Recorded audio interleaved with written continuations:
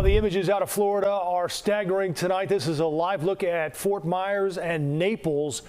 Hurricane Milton made landfall around 7:30 tonight on Florida's Gulf Coast. Flash flooding and a life-threatening storm surge remain huge concerns at this hour as wind gusts more than 100 miles per hour. Now you can see the floodwaters are high now in areas like Fort Myers and still rising. We want to show you two incredible moments caught on camera. First, when the power went out where the storm made landfall in Siesta Key, and what a storm chaser is seeing in Punta Gorda, 50 miles southeast of there. Okay, we're at about 8:10, and the eye wall is hit south of us. There goes our power. It's rising right now. Just in the last 15 minutes, it's come up about 6 or 7 inches. It's continuing to rise. In fact, there's these posts right here back behind. These were not in the water 15 minutes ago, and the water is still rising here. We have our experts here with us tonight, meteorologists Ramon and Mary Kay Kleist leading our weather alert coverage. They've been watching the storm build in intensity all day. We also have our team of reporters keeping us informed on the ground in Florida and talking to Chicagoans experiencing the storm. We want to start with you, Mary Kay, tracking the storm right now. Okay, the landfall. I want to give you the stats on that. It was pretty impressive, making landfall as a Category 3 with 120 miles per hour. The official landfall coming in at Siesta Key, that's in Sarasota County. That was at 7:30 Central Time. So it was a pretty impressive storm holding together. The winds have been incredible. In fact, when we put it into motion, watch the update here, Sarasota and Bradenton.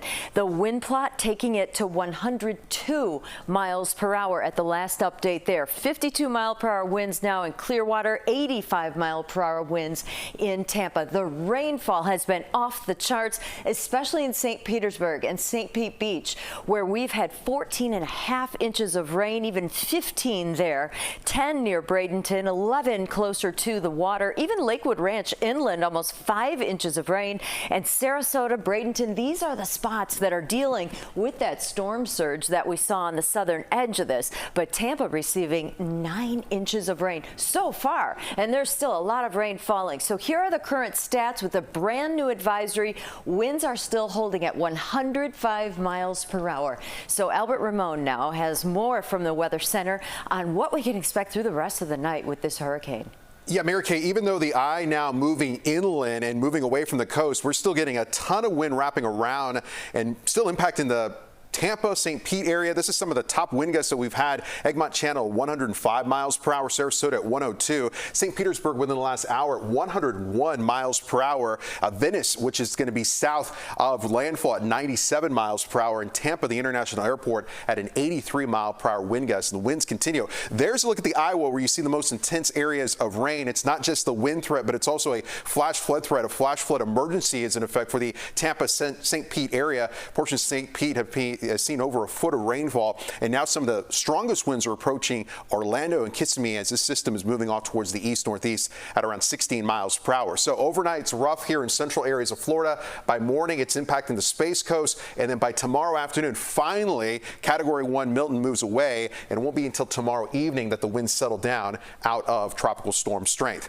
Coming up, we'll come back home. We'll talk about our own local forecast, get you an update on Milton as well in just a few minutes. See you then, Albert. Thank you. More than 1 million people are without power in Florida right now, and we've been watching that number climb. And on the heels of another hurricane, Helene, just weeks ago, the damage is expected to be catastrophic. Cristian Benavides is on the ground in Tampa with what he's seeing now.